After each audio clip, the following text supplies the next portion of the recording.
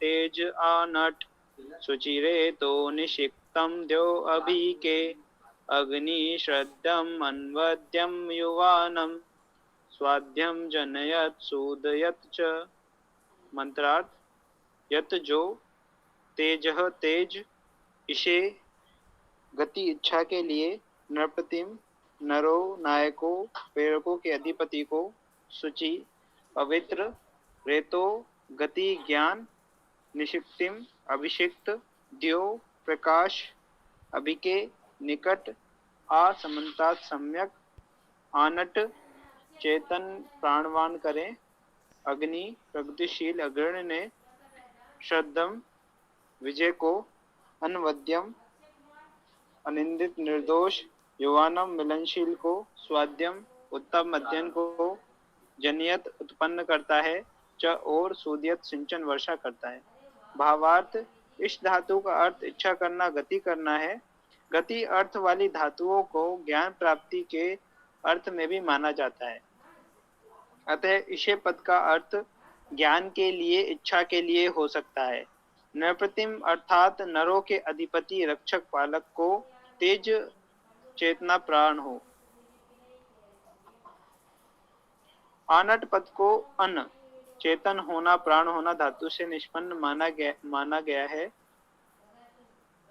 आ यत ईशे नृपतिम तेज आनट का अर्थ हुआ जो तेज नृपति को ईश के लिए चेतन करे प्राणवान करे। आ आनट का भावार्थ व्याप्त करे भी किया गया है जो उचित है। री धातु का अर्थ गति करना है। अतः रेत पद का अर्थ ज्ञान गमन प्राप्ति है। जो तेज नृपति को ईश के लिए चेतन करे प्राणवान करे वह शुचि रेतः निषिक्त होने के साथ ही द्यो अभिके अर्थात द्यो के निकट है। अग्नि ने सर्ग अनवद्य युवा स्वाध्य को उत्पन्न किया तथा शूदन अर्थात क्षरित किया। श्रग धातु का अर्थ आर्द्र होना मुस्कुराना सहन करना उत्साह होना जीतना है। सर्द का भावार्थ इसी अर्थ में बल भी किया गया है। अनिवद्य अर्थात अवध्य ना बोलने योग्य नहीं अर्थात बोलने कहने योग्य प्रशंसनीय। सूद धातु का अर्थ झरना टपकना झरना झड़ी लगना है। बहुधा यहाँ सूदयत का भावार्थ वर्षा भी किया गया है। निरुक्त तेजह तेज धातु पालन रक्षा करना तेज होना चमकना तिज का अर्थ प्रभाव होना चमकना तीक्ष्ण करना।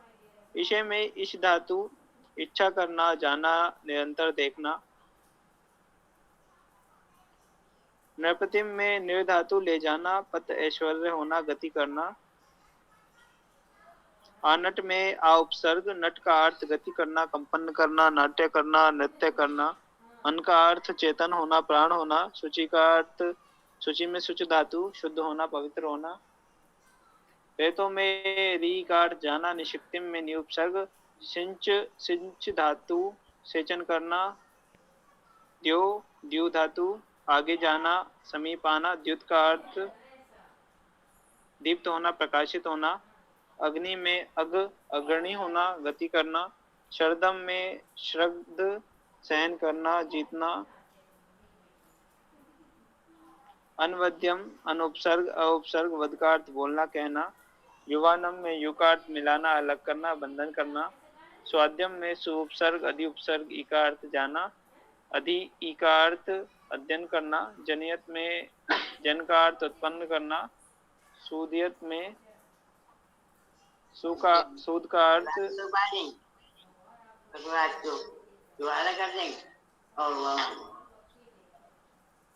सूदियत में सूद का अर्थ टपकना झरना आश्रय करना शुद्ध करना पवित्र करना। ओम खम गण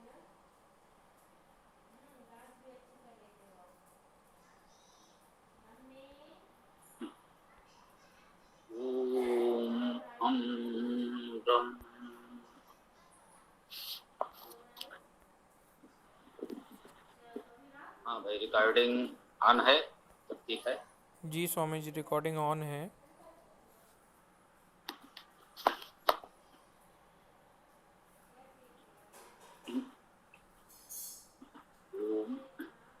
यजुर्वेद इस मंत्र एकादशा है।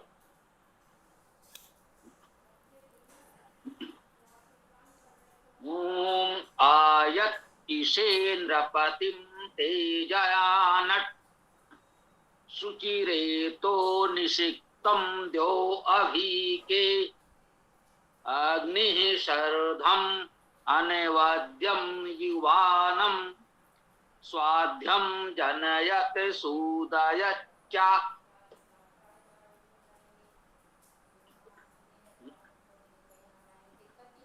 आयत इसे आ उपसर्ग है, सम्यक समन्तात यत जो सर्वनाम, इसे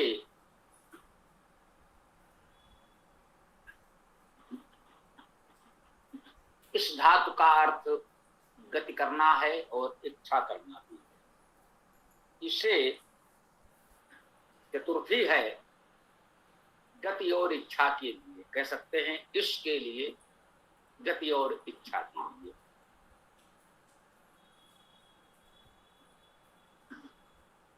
जो इच्छा के लिए नृपतिम, नृपति को, नरों के अधिपति को, नृधातु का अर्थ ले जाना, ले जाने वालों के अधिपति को, जो समाज के मार्गदर्शक हैं,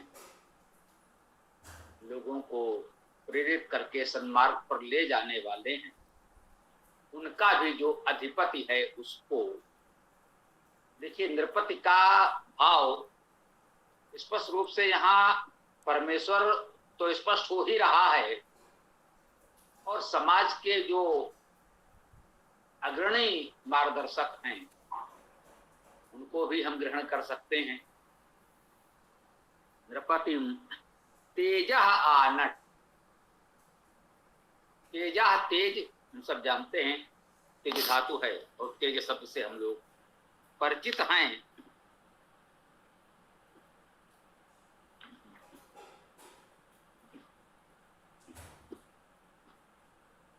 आनट में अन धातु ग्रहण करें तो अन का अर्थ होता है प्राण होना, जीवन होना, श्वास लेना। चेतन प्राणवान करे ऐसा अर्थ किया गया है।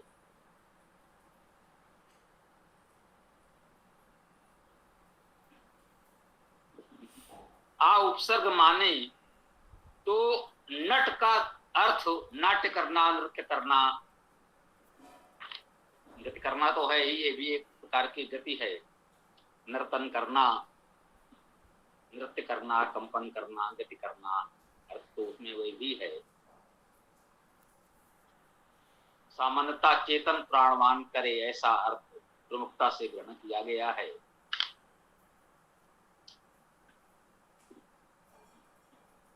तेज को प्राणवान करे। आयत ईशेन्द्रपतिम तेजहानट, जो गत के लिए, इच्छा के लिए नृपति को, तेज को प्राणवान करे, जो समाज के नरों के अधिपति हैं, तेजस्वी हों, उनको गति प्रदान करने के लिए, सदिच्छाओं की पूर्ति के लिए प्राणवान करे। प्राणवान करने का भाव उत्साहित करे, प्रोत्साहित करे, सशक्त बनाए, ग्रहण करना चाहिए। शाब्दिक अर्थ तो हमें जानना ही है, धातु अर्थ उसी के अनुकूल भावार्थ कर सकते हैं। जो हम कहते हैं कि भावार्थ में अंतर हो सकता है, धातु से बहुत दूर न जाए। अब प्राणवान करे ये तो शाब्दिक अर्थ है, तो जो हमने कहा प्राणवान करने का अर्थ यहाँ पर भावार्थ हम ले सकते हैं, प्रोत्साहित करे, सशक्त करे, ये भावार्थ आप चाहें तो न लें। प्राणवान करने का और कोई अर्थ आप लें तो सजीव तो पहले से है, निर्जीव तो है नहीं, और निर्जीव को प्राणवान किया भी नहीं जा सकता। तो इसलिए ये प्राणवान को एक प्रकार से, जैसे हम लोग कहते हैं मुहावरे के रूप में ही प्रयोग करके, हम कह सकते हैं उन्हें प्रोत्साहित करे, सशक्त बनाए, उत्साह बढ़ाए, प्राणवान करने का ये भावार्थ हम यहाँ ग्रहण कर सकते हैं। शुचि रेतो निसिक्तम द्यो अभी के, शुचि, शुचिता पवित्रता हम जानते हैं। शुचि धातु का अर्थ पवित्र करना, शुद्ध करना होता है। तो शुचि का अर्थ पवित्र, रेतो गति ज्ञान, क्योंकि री रे रे आदि धातुओं का अर्थ गतिशीलता से है, और गत्यर्थक धातुओं में जानने, प्राप्त होने का अर्थ जानने है ना, ज्ञान गमन प्राप्ति का अर्थ निहित होता है। तो इस रूप में यह अर्थ भी ग्रहण कर सकते हैं। वैसे मुख्य अर्थ रि धातु का अर्थ गति करना, गमन करना, जाना है। तो गत्यर्थक धातु है, गति का अर्थ तो ग्रहण करेंगे ही, तो उसे गति प्रगति तो कह ही सकते हैं। ज्ञान विद्या के अर्थ में भी ग्रहण करते हैं रेतस को। तो पवित्रता, प्रगति, चाहे तो ज्ञान विद्या ले सकते हैं गत्यर्थक धातु होने के कारण। निषिक्तम, अभिषिक्त, जो निषिक्त शब्द था केवल नि उपसर्ग के स्थान पर अभि उपसर्ग कर दिया तो अभिषिक्त हो गया। ये शब्द हमारा आपका बहुत परिचित हो गया। निषिक्त शब्द परिचित नहीं था, लग रहा था ये कोई नया शब्द है क्या। नि उपसर्ग है। इस समय जो शब्द हमारे प्रयोग में प्रचलन में है वो अभिषिक्त है। उपसर्ग हो गया, परिवर्तित हो गया, धातु वही है तो मुख्य अर्थ तो वही हुआ। निश्चित होना या अभिषिक्त होना एक ही बात हो गई। अभिसिंचन करना हम वही मान लें। अभिषिक्त, निषिक्त, अभिषिक्त, जिसका अभिषेक किया गया हो, अभिसिंचन किया गया हो, वो निषिक्त, अभिषिक्त। द्यो प्रकाश, द्यु धातु का अर्थ अग्रसर होना है, द्युत धातु का अर्थ प्रकाश करना है। सामान्यता वेद में द्यु लोक, द्यो प्रकाशमान के अर्थ में प्रयुक्त हो रहे हैं, ऐसा सभी विद्वान मान रहे हैं। अर्थात द्युत धातु से द्यो शब्द की निष्पत्ति मानी जा रही है। हम चाहें तो द्यु अभिगमने धातु से इसका अर्थ ले सकते हैं, जिसका अर्थ अभिगमन करना, अग्रसर होना, आगे जाना, अग्रणी होना है। तो वह अर्थ, धातु अर्थ बिल्कुल विशुद्ध है, हम ग्रहण कर सकते हैं।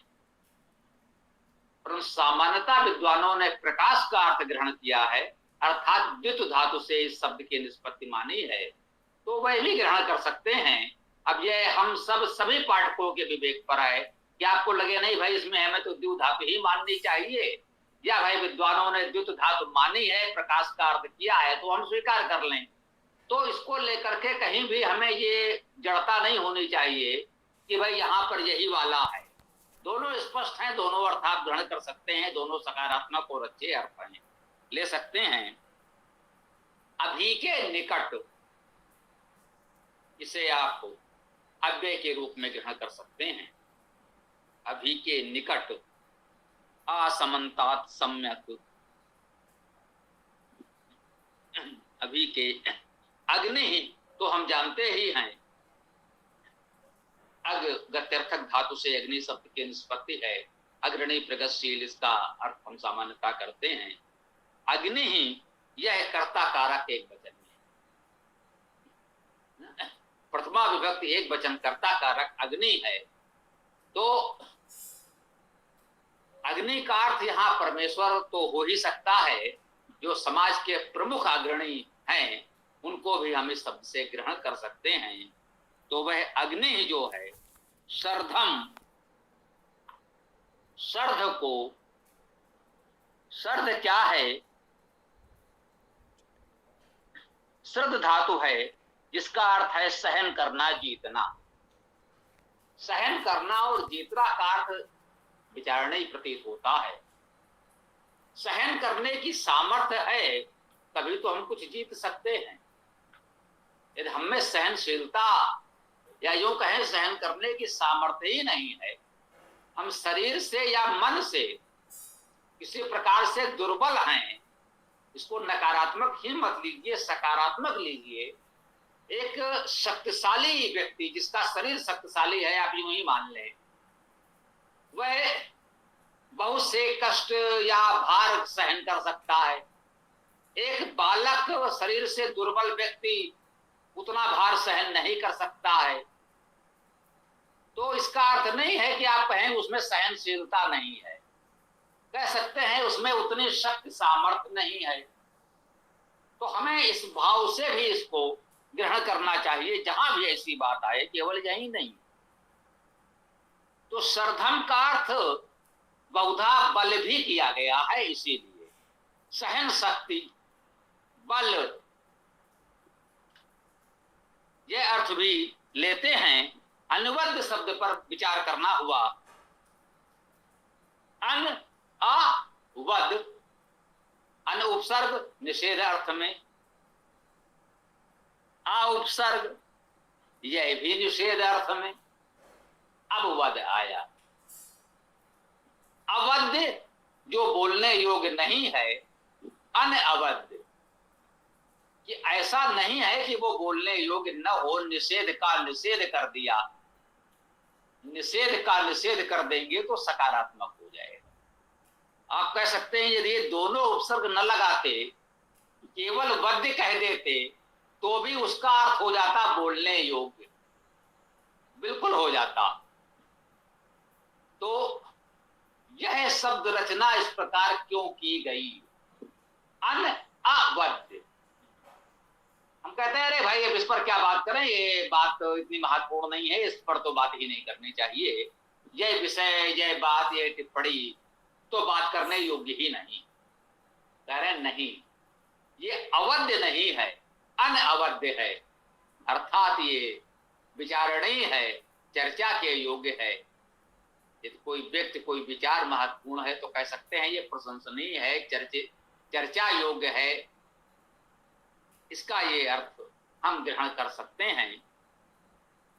यदि कोई अन्य अर्थ किसी की जानकारी में हो तो अवश्य चर्चा कर सकते हैं, स्वागत है। इसका इस प्रकार से अर्थ हमको करना हुआ है विचार करके। तो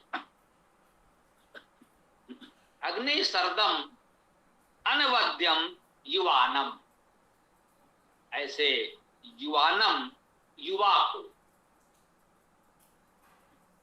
देखिए, सर्धम अनवद्यम युवानम, कर्मकारक एक वचन सभी चल रहे हैं तो सब एक साथ ग्रहण किए जाएंगे, एक दूसरे के विशेषण कहे जा सकते हैं। स्वाध्यम,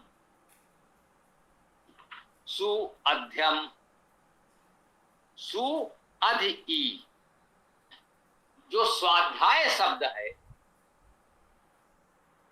या अध्याय शब्द, स्व अध्याय स्वाध्याय, स्व को हटा भी दें तो अध्याय, ये भी बहुत प्रचलित शब्द है, अध्याय। अब अध्याय क्या है ये समझ लें। अध्याय में अधि उपसर्ग है और ई ए धातु है गत्यर्थक, गत के अर्थ में ई ए धातु होती है। तो अध्याय का अर्थ है अधि उपसर्ग के साथ गति का अर्थ है, अधिक गति। आप कहें हम तो स्वाध्याय करते हैं, यहाँ तो गति की बात कर रहे हैं, स्वाध्याय का अर्थ यहाँ तो कुछ पढ़ने से, सीखने से है। हाँ है। तो स्वाध्याय करना या अध्ययन करना, अध्याय और अध्ययन, तो अध्ययन कहें या अध्याय कहें, अधि उपसर्ग ई ए धातु, जिसका अर्थ है गति करना। जो भी हमने चर्चा की, जो गति के अर्थ वाली धातुएं हैं, उनमें जानना और पाना का अर्थ भी निहित होता है, गति तो होता ही। तो इसीलिए अध्याय का अर्थ होता है अधिकता से प्राप्त कर लेना। जब हम कुछ पढ़ते हैं, गंभीरता से मन लगाकर पढ़ते हैं, तो वो जानकारी हमें प्राप्त हो जाती है। इसी को अध्ययन करना कहते हैं। यही अध्याय है, स्वाध्याय है, अध्ययन है। यह हमें अवश्य जानना समझना चाहिए। अब स्वाध्याय कह दिया गया है तो अर्थ तो वही हुआ, स्व अध्ययन। ये स्वयं में अध्ययन करने योग्य है ऐसा मान लें। अधिपूर्वक ही धातु का अर्थ अध्ययन करना, इसमें कोई अर्थ नहीं किया गया। अधि ही अध्य तो बन ही जाएगा, अध्ययन करना। अब अध्ययन करना शब्द हमारा परिचित है तो हम समझ गए इसका अर्थ ये हुआ। जिस प्रकार से यहाँ लिख दिया गया है, अधि ई का अर्थ है अध्ययन करना। ई का अर्थ तो गति करना है। अधि उपसर्ग के साथ अधि ई तो अध्ययन करना। अब अध्ययन करना एक विशेष अर्थ में प्रचलित है तो हमें समझने में केवल सुविधा हुई। से सब सामान्य है, कोई विशेष बात अलग से नहीं बताई जा रही ना।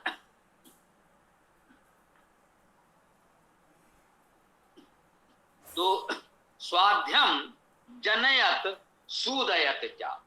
जनयत उत्पन्न करता है, जन धातु उत्पन्न करना स्पष्ट है। सुदयत च, सुदयत क्या है? सूद, इसका अर्थ है टपकना। जैसे कहीं जल धीरे धीरे टपकता, टपकना। झरना, एक ही बात है, टपकना झरना तो हम समझ सकते हैं, जल जैसे। इसके साथ अर्थ इसमें महत्वपूर्ण है, आश्रय करना, शुद्ध करना, पवित्र करना का अर्थ भी है। तो झरना टपकना अर्थ लेकर हम अभिसिंचन कह सकते हैं, विद्या का अभिसिंचन करना और उस विद्या का आश्रय करना, शुद्ध करना, पवित्र करना। ये सभी अर्थ सूद धातु से हम ग्रहण कर सकते हैं। सूदियत चा, उत्पन्न करे, उसे पवित्र करे, आश्रय करे। इसको स्वाध्यम, स्वाध्याय को। इस मंत्र ने अंतिम चरण तक आते आते हमें बहुत महत्वपूर्ण संदेश स्वाध्याय का दिया। हमारे जीवन में स्वाध्याय का भाव उत्पन्न हो, जनयत सूदियत क्या, और यही स्वाध्याय हमारा आश्रय बने, हमें आश्रय प्रदान करे और इसी से हमारा जीवन शुद्ध पवित्र हो। इतने सुंदर भाव के साथ इस मंत्र की चर्चा को हम विराम दे सकते हैं। तो आगे आप लोगों का जो भी प्रश्न विचार हो रख सकते हैं। ओम खम ब्रह्म।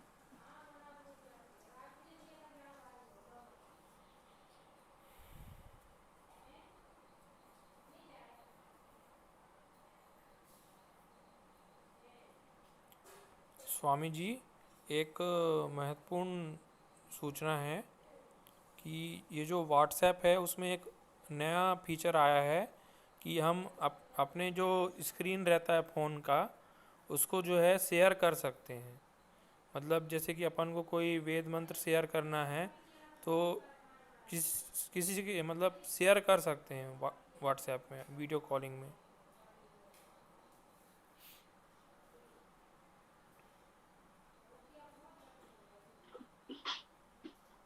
अच्छी बात है, ये आप लोग समझें आपस में और इसका सदुपयोग करें, हम यही कह सकते हैं। अभी हमको सीखने में हो सकता है समय लगे, तो नई सुविधा आप लोग सीखें, समझें, उसका उपयोग करें, लाभ उठाएं, हम यही कह सकते हैं। ओम। जी स्वामी जी।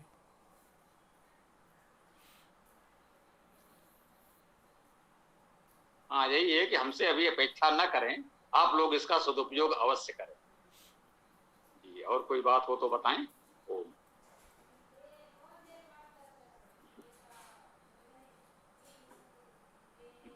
हाँ, देख लीजिए, किसी का प्रश्न हो तो समापन भी कर सकते हैं। पुलकित जी, सीताराम जी, देखें जैसा उचित हो। तो आज प्रातःकाल में अच्छी चर्चा हुई। तो जी स्वामी जी, समापन की ओर बढ़ते हैं। गुरु जी, जो ईश्वर है वो कर्ता के साथ साथ कर्म भी हमने देखा है कई वेद मंत्रों में होता है, तो इसको थोड़ा सा समझाएंगे।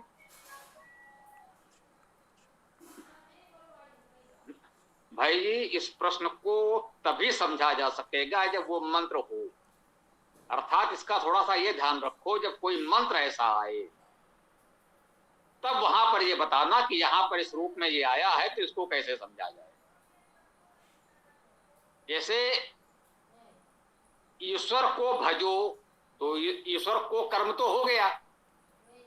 ईश्वर को जानो, यहां ईश्वर कर्म हो गया। तो इस प्रकार से हो सकता है, और कुछ विशेष होगा तो जहां आएगा वहां देखा जाएगा। ठीक है। ईश्वर गुरु जी नृप्रतिम, गुरु जी नृप्रतिम में भी तो द्वितीय विभक्ति है। नृपतिम, नृपति को, हाँ वही तो कहा जा रहा। नृपतिम में द्वितीय विभक्ति है, बिल्कुल है, इसे कैसे नकारा जा सकता है ना, बिल्कुल स्पष्ट है। तो नृपति को यही अर्थ अभी हमने किया भी है ना। इसे चतुर्थी में है, गत इच्छा के लिए उस नृपति को तेज प्राप्त हो, उसे प्राणवान करे। तो इसमें यह कह लें कि यहां पर नृपति का सीधा अर्थ परमेश्वर से ग्रहण करना, ये बात ठीक है, ये प्रश्न तुम्हारा यहां ठीक हुआ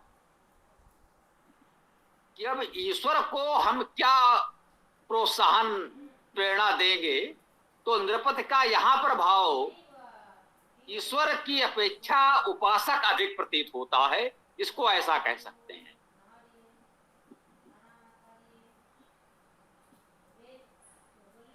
अग्नि तो स्पष्ट आया ही है, कर्मकारक हो सकता है, द्वितीय विभक्ति हो सकती है, ये तो स्पष्ट कर दिया पहले ही, उसमें तो कोई भ्रम नहीं है, हो सकता है। परंतु जब यहां पर कहा नृपतिम में, तो निश्चित रूप से जो उसका पूरा अर्थ आ रहा है, तो ये नृपति को, नरों नायकों प्रेरकों के अधिपति को, तो स्वाभाविक है इसमें परमेश्वर के उपासक अग्रणी देवजन अधिक प्रतीत होता है। ओम।